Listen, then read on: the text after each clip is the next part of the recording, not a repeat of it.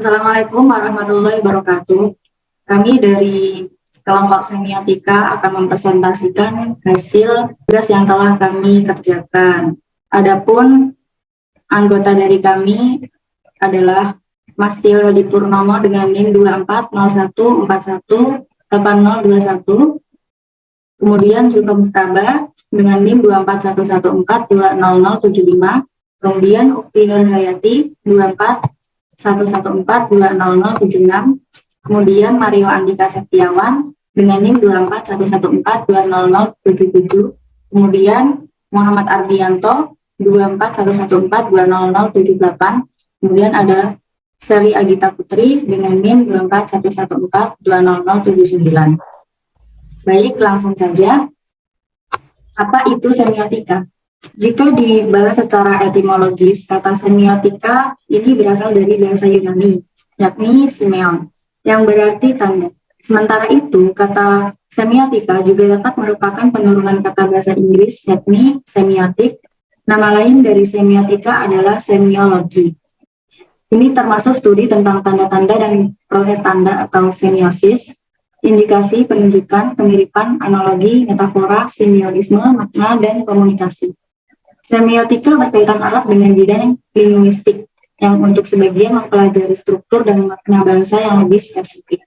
Adapun macam-macam semiotika, berdasarkan pada lingkup pembahasannya, maka semiotika ini dapat dibedakan menjadi 4 macam, yakni semiotika murni atau biasa disebut pure. Yang kedua ada semiotik deskriptif, semiotika terapan atau biasa disebut applied. Terakhir adalah semiotika visual. Dari pengertian tersebut, sudah jelas bahwa semiotika dapat mengkaji seni rupa. Namun, seperti yang telah dikatakan sebelumnya, semiotika memiliki bahasa mazhab atau aliran. Karena itu, seseorang yang akan menggunakan semiotika untuk mengamati karya seni rupa harus terlebih dahulu menentukan semiotika apa yang digunakan. Kemudian dilanjutkan oleh Mas Tio Hadi Purnomo. Itu selanjutnya tokoh-tokoh dalam semiotika. Yang pertama yaitu Ferdinand de Saussure. Ferdinand de Saussure dikenal sebagai bapak semiotika modern yang membagi relasi antara penanda dan petanda. Menurut Ferdinand, tanda ini terbagi menjadi 3 komponen, yaitu tanda mencakup aspek material berupa suara, huruf, gambar, gerak, dan bentuk. Kedua, penanda mencakup aspek material bahasa, yakni apa yang dikatakan atau didengar dan apa yang ditulis dan dibaca. Yang ketiga, yaitu petanda mencakup aspek mental bahasa, yakni gambaran mental, pikiran, dan konsep. Signifikan dan signifi. Dalam konsep yang pertama, Ferdinand mengungkap bahwa signifikan atau signifit atau petanda ini merupakan hal-hal yang dapat diterima oleh pikiran manusia seperti gambaran visual asli dari objek, sementara signifi menjurus pada makna yang dipikir oleh manusia setelah mereka menerima sebuah tanda atau kemudian komponen tersebut harus memiliki eksistensi secara utuh. Hubungan antara petanda dan penanda ini harus berkaitan satu sama lain supaya dapat menghasilkan makna atas tanda tersebut. Berikut merupakan contohnya yaitu kata Gordon. Itu juga merupakan sebuah tanda karena memiliki penanda yang berupa kata itu sendiri. Dan petanda berupa kain untuk menutupi jendela.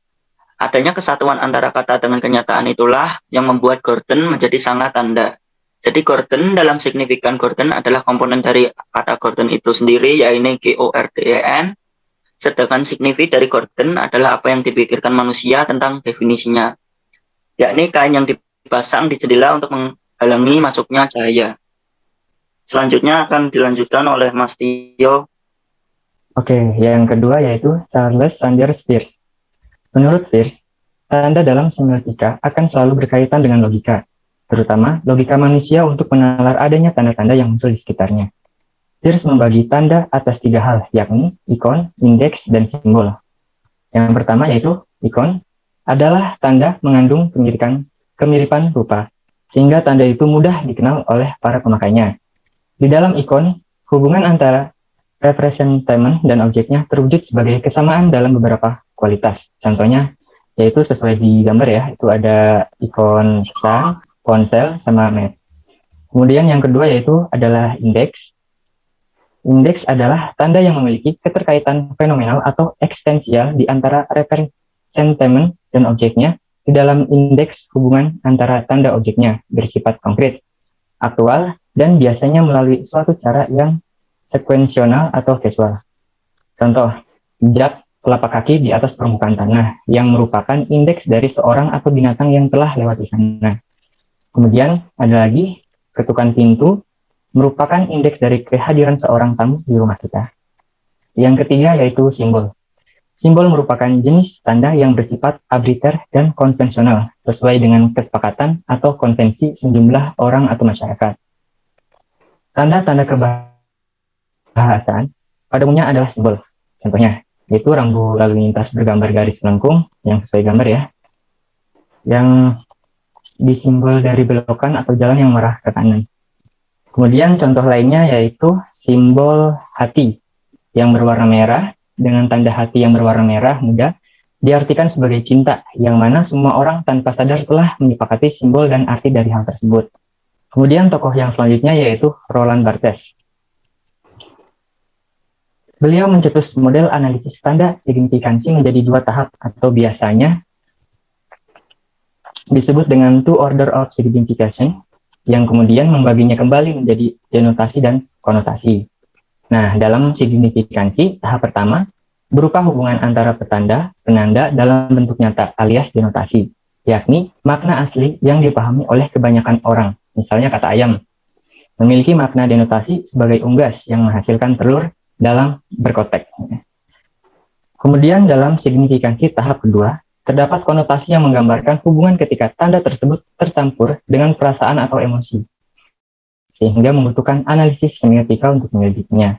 Nah, untuk konsep dari Roland Barthes ini akan ditunjukkan melalui karya Agus Trianto, Basuki Rahmat, yang akan dijelaskan oleh teman saya. Silahkan. Contoh konsep dan makna pada karya Agus Trianto BR. Pertama yaitu karya tulis yang bernama Agus Trianto Basuki Rahmat. Lahir di Pacitan 3 Agustus 1979, merupakan salah satu pelukis muda kontemporer Indonesia yang namanya dikenal di Asia Tenggara. Saat ini karya-karya Agus BR ini memiliki keunikan pada unsur visual dan konseptual, di mana visualisasinya merujuk pada gaya modern dengan dasar gaya realis yang berpadu dengan goresan impresionisme dan paduan warna dasar komplementer dan tersier. Karya lukis ini yang bernama Line of Love dibuat oleh seniman yang bernama Agus Trianto BR dengan media cat minyak di atas kanvas berukuran 180 x 250 cm pada tahun 2019. Lukisan ini dengan judul Line of Love merupakan karya Agus BR dengan tema peperangan Diponegoro. Sesuai dengan tema ini, judul lukisannya Agus BR menggambarkan suatu adegan setelah peperangan Diponegoro. Beberapa elemen-elemen visual yang terdapat pada lukisan yang berjudul Line of Love. Pertama yaitu garis yang didominasi dengan garis maya yang terbentuk dari penumbukan dua warna yang berbeda dan garis nyata berupa outline pada beberapa objeknya. Selanjutnya, bidang non-geometri seperti kuda, manusia, pohon, dan awan. Sedangkan bidang geometri terdapat pada meriam, roda, dan objek peluru meriam berwarna merah. Selanjutnya, yaitu ada kesan ruang terbentuk dari adanya sudut pandang yang membentuk perspektif dan perbedaan ketensian warna, kesan gelap terang, serta adanya cahaya yang memberikan kesan volume dan ruang semu. Selanjutnya ada warna pada lukisan ini didominasi warna biru yang cenderung gelap serta warna coklat kekuningan. Selanjutnya yaitu dengan teksturnya. Ini berupa kombinasi dari perpaduan garis dan warna yang membentuk tekstur yang berwujud dan berkarakter seperti objeknya. Selanjutnya yaitu kesatuan pada lukisan. Ini tampak terlihat dari komposisi warna, bentuk objek peluru meriam di setiap bidangnya, serta objek-objek material pendukungnya yang tersusun sedemikian rupa dan saling berkaitan sehingga menciptakan kesatuan yang berpusat pada objek kuda sebagai objek utama. Selanjutnya yaitu bentuk keseimbangan. Bentuk keseimbangan asimetris atau informal, di mana susunan elemen-elemen ini visual dalam lukisan ini. tidak ditempatkan secara seperti objek udara, manusia, awan, dan objek-objek lainnya akan tetapi memberikan kesan seimbang. Selanjutnya yaitu irama, yang menonjol terletak pada kepala kuda yang berjumlah 3, yang dibuat seolah-olah bergerak naik turun dan objek acak yang seolah-olah bergerak dari sumber api. Terakhir yaitu sosok objek kuda. Ini penunggangnya menjadi center of interest pada lukisan ini sehingga tampak sangat menonjol dan berkarakter. Baik, kali ini saya akan menjelaskan makna konotasi dari lukisan Land of Hope karya dari Agus Trianto dengan metode cat minyak. Di atas terlihat nomor 1, kuda putih berkepala 3. Kuda putih yang tubuhnya tampak kumal dengan 3 kepala yang berbeda pada satu tubuh, antara lain dalam posisi tertunduk, posisi tegap, dan posisi berontak seperti bersemangat. Kuda dalam berbagai kebudayaan dianggap sebagai simbol kebebasan, kecerdasan, dan kekuatan. Kuda yang ditunggangi oleh penunggang merupakan simbol kekuatan. Simbolisme kuda dipengaruhi oleh warnanya seperti kuda merupakan simbol kekuatan. Simbolisme kuda dipengaruhi oleh warnanya seperti kuda putih merupakan simbol kehidupan yang indah, pencerahan, spiritual, dan kemenangan. Seekor kuda putih yang memiliki 3 kepala dengan sikap tertunduk lemah, posisi tegap, serta posisi bersemangat terlihat kotor dan menjijikan. Di gambar kedua, di situ terdapat Pangeran Diponegoro, pemimpin perang yang seharusnya berkarakter, gagah perkasa, tampak lesu, tak bertenaga, dan putus asa yang menggambarkan tidak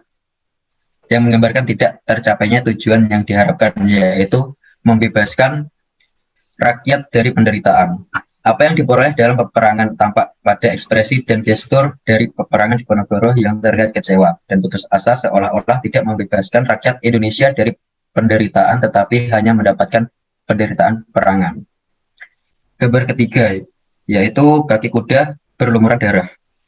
Keempat kaki kuda yang berlumuran darah yang menapak pada permukaan tanah. Kuda dengan posisi keempat kakinya menapak tanah dan tidak ada yang terangkat, memberikan arti bahwa penunggang kuda tersebut wafat karena hal biasa seperti usia ataupun sakit.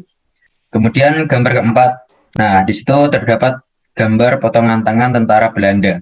Tubuh tentara Belanda yang hanya tersisa potongan tangannya terletak lemah, tak berdaya merupakan akibat dari perang mengerikan dan kekejaman yang akan dialami oleh para pelaku peperangan. Selanjutnya gambar kelima terdapat gambar api dan kepulan asap.